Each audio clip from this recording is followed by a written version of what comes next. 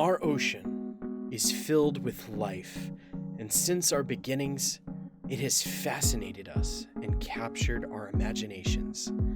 Estimated to contain 50 to 80% of Earth's life, and yet there is still so much we don't know. When you look out at the water, do you think about the creatures that roam its depths? Ponder their beautiful and strange ways? Then I would like to invite you on an adventure to discover the unfamiliar and unexpected, to learn about the amazing and the odd that we share our planet with. I would like to bring you on the hook.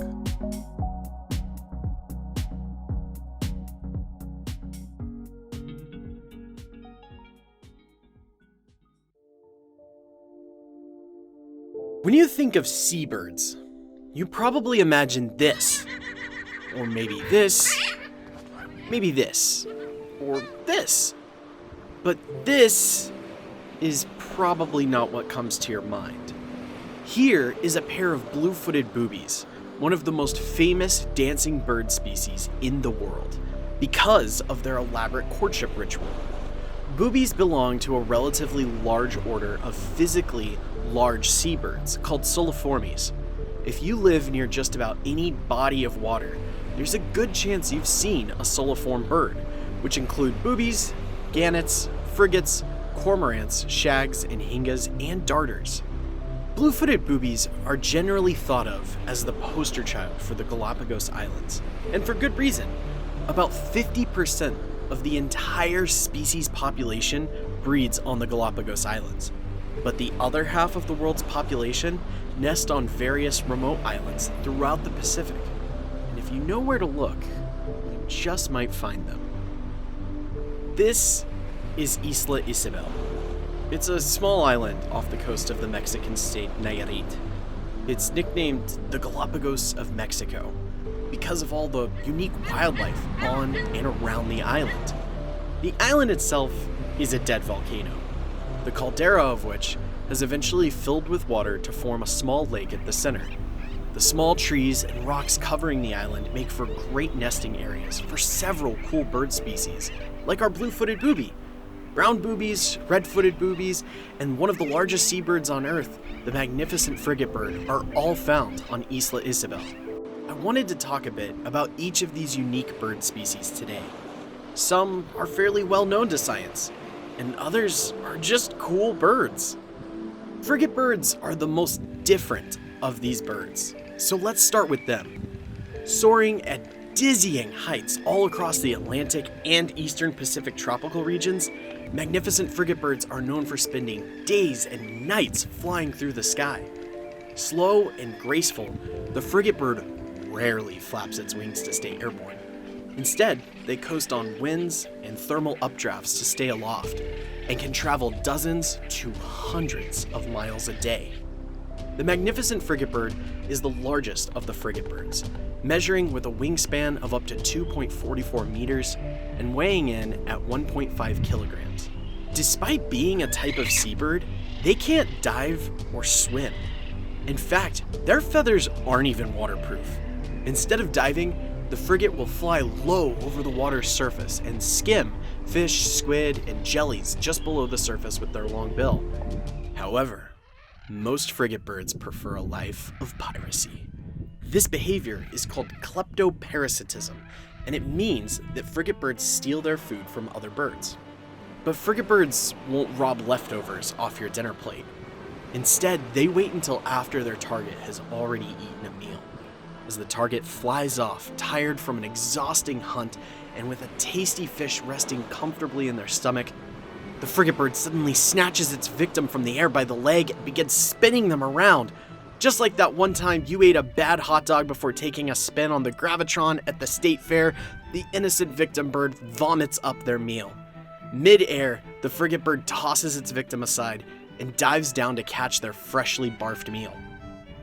If that wasn't enough, frigate birds also steal sticks from boobies who were just trying to build their nest, and instead use that stick for their own nest. They will literally pirate your house. Frigate birds are such notorious pirates that even Christopher Columbus on his 1492 voyage wrote in his personal log. They saw a bird that is called a frigate bird, which makes the boobies throw up what they eat in order to eat it herself, and she does not sustain herself on anything else.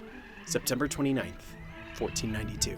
Magnificent frigate birds are masters of the air, and here at Isla Isabel there is no shortage of them. It's estimated that there are thousands of these vicious buccaneers on the island. With all of the trees, there's plenty of real estate for them to build nests. Frigate birds typically nest in trees or mangroves, but they clumsily perch on the branches. Frigate birds rarely land on the ground, but if they do, they can only sit. For the frigate birds are unable to walk. Their bodies too heavy, their legs too short. Here on the ground, the frigate bird has plenty of time to think and ponder about the fact that they physically cannot walk the earth or swim in the sea. A life of piracy has doomed the frigate bird to incur a karmic debt, to be cursed to only look down at the earth from the sky, but never to touch it.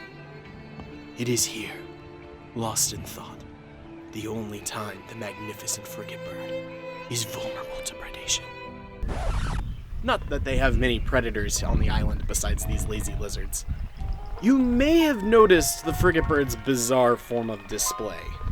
It's a part of their courtship and their mating ritual. After the male finds a suitable nesting place, they begin their display. The male frigates have a throat sac, called a gular pouch, that they inflate. They then spread their wings and make a variety of vocalizations and clacking sounds with their bill. The female frigates fly over the trees watching the boys do their thing. When a female finds a guy who does it for her, she lands and the nest building begins. Males are easily distinguished from females by their red gular pouch and overall dark coloration, compared to the females with their white breasts. Hatchlings start off as all white fluff balls, and by the time they start flying, resemble an adult, albeit with a white head and chest. Their egg takes between 50 to 60 days to hatch, after which the male abandons the nest to resume his life of piracy. The female will continue to raise the chick alone for close to a year before the chick fledges and leaves the nest to begin learning the ways of the pirate. Yo-ho, yo-ho, a pirate's life for me. The frigate birds really pack into the trees here, but lining the rocks and cliffs of Isla Isabel, we find the most common species of booby, the brown booby. Brown boobies are considered the most widespread and common of the 7 booby species, being found almost worldwide throughout the tropic zones.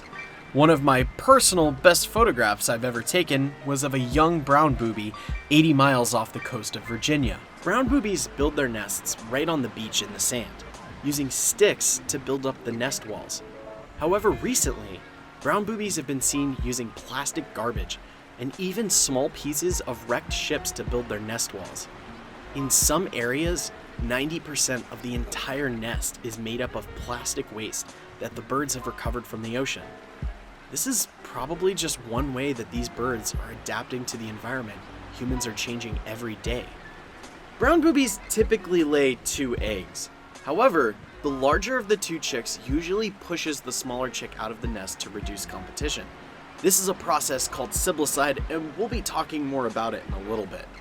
The brown booby couples stay together for several breeding seasons and often greet each other with elaborate displays at their nests. However, the brown booby definitely loses the dancing talent show when it comes to their relative and our final bird, the blue-footed booby. Blue-footed boobies are probably the most well-known and well-studied of all the booby species. Blue is a typically rare color in nature, and the slow dance these birds do to show off their feet have made them rather famous. Their courtship dance is unmistakable, and while silly, is so interesting to watch. The male takes so much time to show off how blue his feet are as he slowly struts towards the female. Then, as if asking for a dance, he might politely bow, or even point his bill into the air while spreading his wings in a behavior that's known as sky pointing. He may present the female with gifts, such as a stick, to further increase his chances at reproduction. And if his dance is good enough and his feet blue enough, the female returns the bow and joins in the dancing. Now, the blue-footed boobies' blue feet aren't just for show. They are an active indicator of the bird's health. The brighter the blue, the better. The blue pigment comes from carotenoids, a type of pigment found in various creatures. You might be familiar with beta-carotene, which is the carotenoid pigment found in brine shrimp. It gives flamingos and roseate spoonbills their pink colors. Well, similarly, the fish that the blue-footed booby eats provides them with the needed carotenoid pigments to give them their blue feet. These pigments also act as antioxidants and give the booby an immunity boost. In fact, blue-footed boobies that were denied food for just 48 hours experienced a loss in the brightness of their blue feet. Scientists have even taken boobies and used makeup on their feet to make them appear less bright. This caused females to regard the experimental males with less attention than their bright-footed peers. Now, both male and female blue-footed boobies have a clear and documented preference for brighter, bluer feet. Females with bright blue feet typically lay bigger, healthier eggs, and males with bright blue feet do a better job of caring for their chick. Thus, their blue feet have been described as an honest signal of current condition. Additionally, the overall health of the booby population in a given area can be estimated based on the brightness of the entire population's feet. Brilliant azure blue means there's no shortage of food. Duller, softer blues might indicate that the entire population is having a hard time finding good quality fish. And in an area like the Galapagos Islands off Ecuador, which is prone to El Niño events, this can serve as an early warning system for environmental catastrophe. I'm Blue. Dabu dee, dabu die. Blue-footed boobies. Probably. After a pair of blue-footed boobies has finished their dance, assessed the quality of their partner's feet, it's time to build the nest. Here at Isla Isabel, the pair of boobies take a romantic stroll down the beach. Only they seem to know what they are searching for. Finally, they lovingly and gingerly find some random pile of sand and nestle in. And that's it? After all the elaborate courtship and dancing and making their feet blue, they just find some random spot in the sand and plop down. After all that work, I guess the boobies are just too pooped to build anything fancy. In fact, most blue-footed boobies spackle the sand with their own poop to form the walls of their nest. It is here, in this so severely soiled sand, settle the boobies to lay their eggs, typically laying between 1 to 3 eggs. While promptly preparing their poopy palace, the boobies will take turns foraging out at sea, leaving their mate alone on the shore. The mate left on the shore uses this as an opportunity to mate with neighboring boobies. This is a process known as bigamy, and it pretty much means the boobies have an open relationship. Unusual among birds, blue-footed boobies lay their eggs exactly 5 days apart. This behavior is known as asynchronous hatching. In terms of survival, this works out well. Has a snake eaten your egg? You've got a backup. Have the wind and waves washed away your wigwam of waste? You've got a backup. Have you accidentally broken your kid? You've got a backup. But even if all 2 or 3 eggs hatch, the stench of murder is in the air, among other things. For within this coop of poop, a plot twist reminiscent of Game of Thrones is taking place. It makes sense that the first chick to hatch would be the largest, having had a few days to start growing compared to their siblings. In times where there's plenty of food, all of the chicks may survive. However, in times of long-term food shortage, these adorable little chicks engage in the murderous act of siblicide. where the larger, older chick will push their sibling out of the nest or peck them to death just to reduce competition. Parent boobies won't do anything to stop this either. It sounds horrible to us humans, but siblicide is a completely natural behavior to ensure survival. And if you're starving to death, it logically makes sense to deprive the weakest link, in this case, your younger, smaller sibling, of food. It's moments like this that should make us humans appreciate what we have.